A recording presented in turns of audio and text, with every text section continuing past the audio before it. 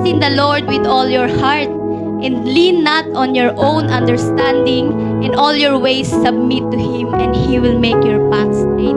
Hallelujah. So why should we trust the Lord?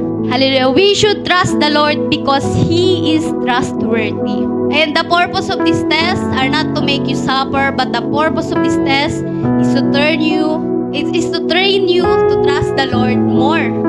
Hallelujah. To trust Him more. Why?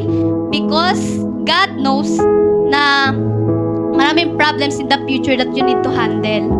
Pero kitang-kita niya na bukas or sa susunod ay marami pa rin problema. Hallelujah. Kaya, if you will not grow in trusting God now, you will not find peace in your future problem. Hallelujah. Kaya, kapag pinagdaanan mo na yung susunod na problema mo, tapos hindi ka pa rin nagtitiwala sa Panginoon, palagi ka na lang lupaypay, palagi ka na lang pagod, palagi ka na lang bagsak, wala kang kapayapaan sa Panginoon. Hallelujah. Kaya sabi ni Lord, ngayon pa lang, magtiwala ka na sa akin. Kasi pagdating mo doon, alam kong kayang-kaya mo na. Hallelujah. Kayang-kaya mo na harapin ang problema mo. Hallelujah. Dahil alam kong kasama mo ko.